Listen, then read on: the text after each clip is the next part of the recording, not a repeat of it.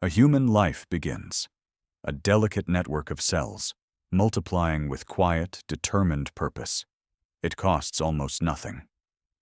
At the same moment, on the other side of the world, a different kind of life begins. A machine of war is born, a fighter jet, assembled from millions of components, sourced from dozens of countries, a sleek predator of the sky, costing over $100 million. We celebrate one birth and accept the other as a necessity. We are taught that the purpose of the machine is to protect the child. But what if that is a lie? What if the most dangerous lie we have ever been told is that peace is our natural state? What if the opposite is true? That our world, our comfort, our entire way of life is built not on the promise of peace, but on the engine of permanent, endless war. We think of war as a failure, a breakdown of diplomacy, a tragic, costly mistake. It is the headline we dread, the history we vow not to repeat. But look closer. Look past the smoke and the sorrow. Look at the numbers that drive our world, the stock market tickers that flicker with every missile launch, the employment figures that rise with every new defense contract, the technological leaps that are born in the laboratories of conflict. A chilling question begins to form. Is our global economic system, the very engine of modern life, secretly addicted to conflict? Have we built a civilization that cannot afford peace? We have been trained to ask how we can end war. It is time we ask a more terrifying question. Does the world, as we know it, actually need endless war to survive? To find the answer, we have to go back. Back to the end of the greatest war humanity had ever seen. The world was in ashes. Cities were rubble. Nations were bankrupt. An entire generation was scarred. From that devastation, a new world was forged. In 1944, at a quiet hotel in Bretton Woods, New Hampshire, the architects of the post-war world gathered. They designed a new economic system, one intended to prevent the kind of financial chaos that had led to the war. The American dollar was crowned king, the stable center of a new global order. And America, the only major power left standing with its industrial base intact, became the workshop of the world.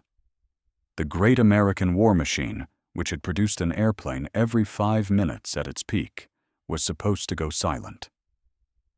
The factories were meant to be retooled. The soldiers were meant to come home and build lives of quiet prosperity. But the machine never truly went silent. It had developed an insatiable appetite, and its architects discovered something profound. The very act of preparing for war had been an economic miracle. It had single-handedly pulled America out of the Great Depression. It created jobs. It spurred innovation. It organized society with a singular, unifying purpose. And so, a decision was made. Not in a smoke-filled room, but through a series of quiet choices and unspoken assumptions. The machine would not be dismantled. It would be repurposed. A new enemy was needed, a new, permanent threat that could justify the machine's continued existence. That threat arrived in the form of an iron curtain descending across Europe. The Cold War began. And with it, the birth of what President Dwight D. Eisenhower, a 5-star general, would later call the military-industrial complex. In his farewell address, he wasn't celebrating a victory. He was issuing a warning. He saw a new power taking root in American soil, an unholy alliance of a massive military establishment and a vast arms industry. He warned that its influence was felt in every city, every state house, every office of the federal government. He feared its total influence, economic, political, even spiritual. His warning went unheeded. The logic of the system was too powerful. Military spending was no longer just about defense. It was a form of economic policy. It was called Military Keynesianism, a fancy term for a simple idea.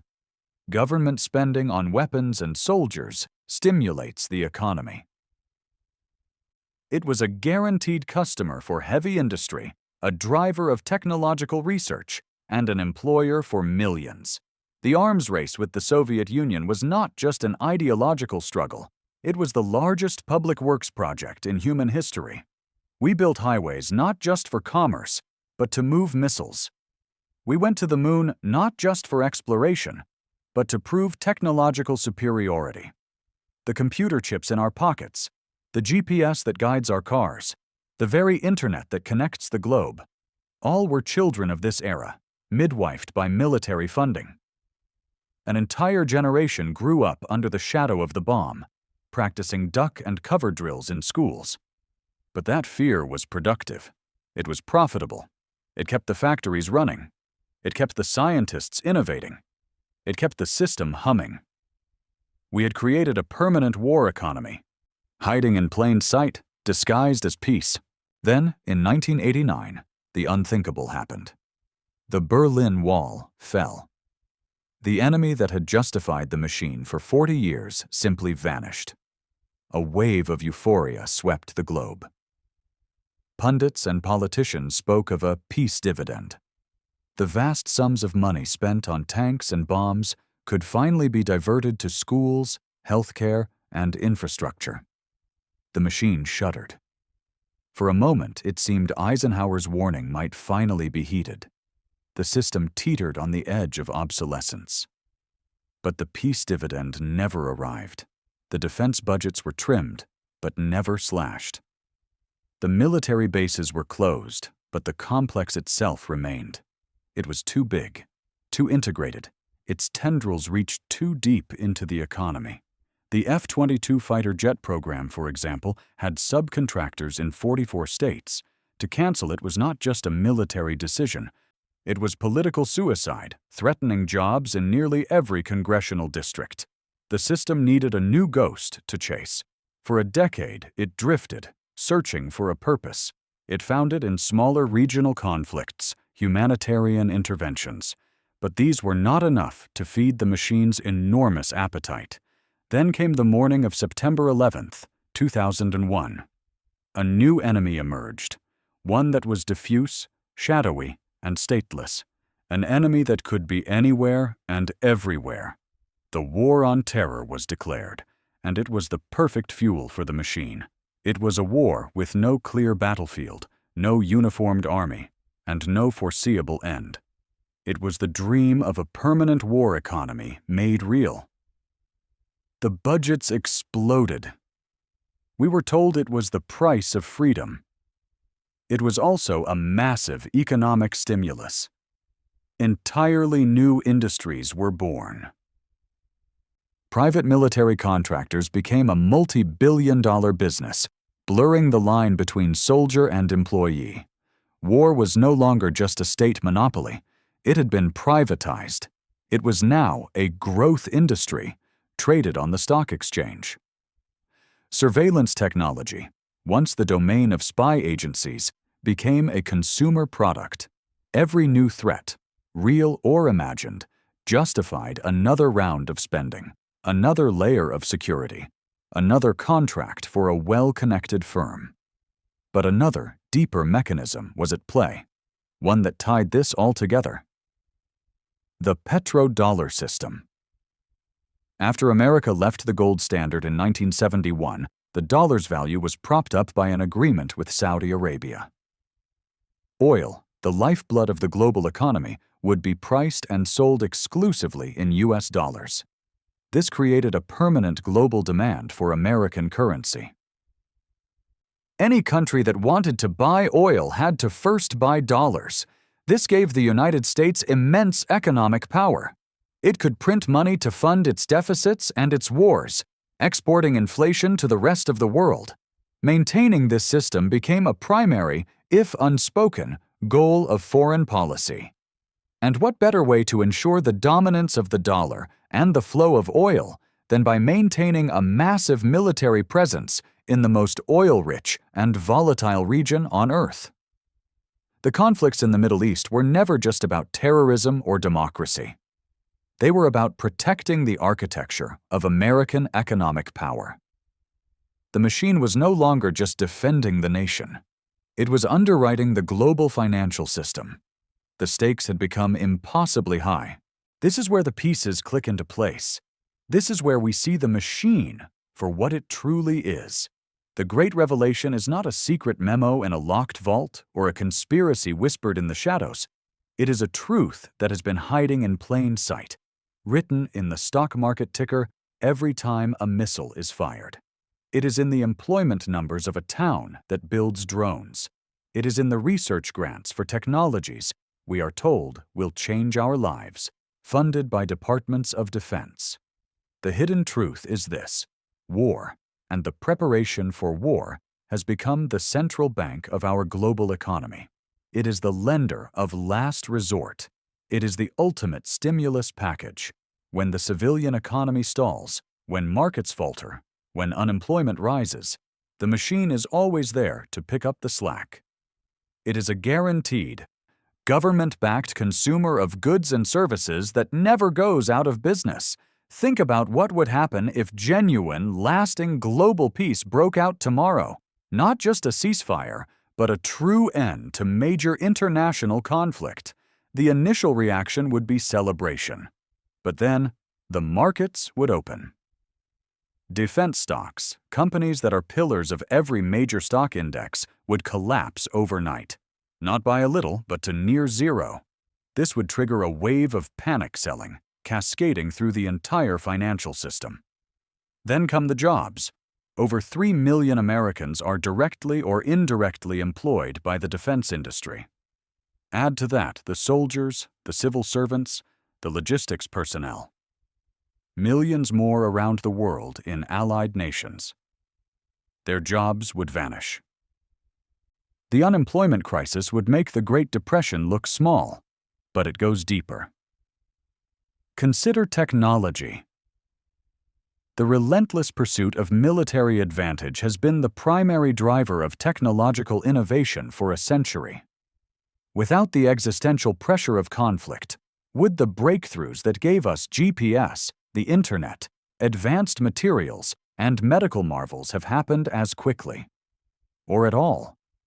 The entire innovation pipeline of the modern world is inextricably linked to military research and development.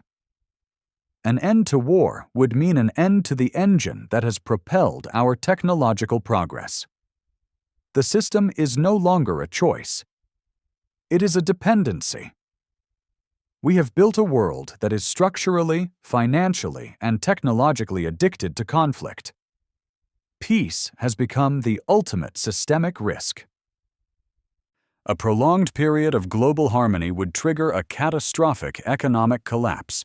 The machine we built to protect us from outside threats now protects us from a threat of our own making: the economic consequences of peace. We don't fight because we hate. We fight because our system requires it. The enemy is not a nation or an ideology. The enemy is economic stagnation, and war is, and always has been, the most effective solution. This is the engine of the world, humming beneath the floorboards of our civilization. It is not fueled by oil or by coal. It is fueled by fear, by instability, and by human conflict. Do not think for a moment that this is history. It is happening now. In your world, on your screen. Look at the headlines. The brutal land war in Ukraine. It is a human tragedy of immense proportions. It is also a showroom for the 21st century arms industry. Javelin missiles, HIMARS rockets, combat drones. Every weapon fired is a product consumed, and a reorder is placed. Defense contractors are reporting record profits. Their stock prices have soared. Nations across Europe, dormant for decades, are rearming, pledging billions in new spending. The machine is roaring back to life. Look to the South China Sea. The rising tension between the United States and China is framed as a clash of civilizations, a struggle for global dominance. It is also the justification for the largest naval buildup in a generation. Hypersonic missiles, robotic warships, sixth-generation fighter jets. The price tags are astronomical. The contracts will sustain entire regions of the country for decades. The pivot to Asia is not just a strategic doctrine, it is a long-term business plan. Look at the new frontiers. Space is no longer the final frontier of exploration. It is the ultimate military high ground. The creation of the Space Force is not science fiction. It is the opening of a new, unimaginably expensive market for satellites, anti-satellite weapons, and orbital platforms. The enemy is the vacuum of space itself, and the potential for a rival to control it. Look at cyberspace. The war is already here. It is fought every day in silent digital battles. Cyber attacks on infrastructure, financial systems, and governments. This creates a booming cybersecurity industry. Another multi-billion-dollar arena of permanent, low-grade conflict that requires endless investment in digital walls and weapons. The beauty of these new frontiers for the machine is that the enemy can be invisible. The threat can be perpetual. The war never has to be officially declared. It just is. A constant state of emergency that justifies a constant state of readiness and a constant stream of funding. We are told these measures are for our safety, to protect our way of life from a dangerous world. But it is a self-fulfilling prophecy. The machine needs a dangerous world to justify its own existence. And so, it finds one. Or it creates one. The fires are not random. They are the furnaces, strategically stoked to keep the global economic engine from growing cold. We find ourselves in a profound and terrifying paradox. We have built a global civilization of breathtaking complexity, capable of creating wonders, yet the prosperity that sustains it is tethered to its most primitive and destructive instinct. We measure the health of our nations in gross domestic product, a number that goes up when a bomb is built, and up again when it is dropped to destroy a city, and up a third time when that city is rebuilt with borrowed money. The human cost, the shattered lives, the moral injury, none of it appears on the balance sheet. Pick up your phone. The GPS that guides you was born from a need to guide intercontinental ballistic missiles. The microprocessors that power it were made possible by the race for military supremacy. The internet that connects you to the world began as a project to ensure military communications could survive a nuclear attack. The world in your pocket was forged in the heat of conflict. We are all beneficiaries of this system. We are all complicit. We have built a cage of our own prosperity. The bars are made of stealth bombers and aircraft carriers, and we are told this cage exists to keep the monsters out. But perhaps its true purpose is to keep us in, to lock us into this cycle where the only way to move forward is to prepare for destruction. The real war is not against a foreign enemy or a shadowy ideology.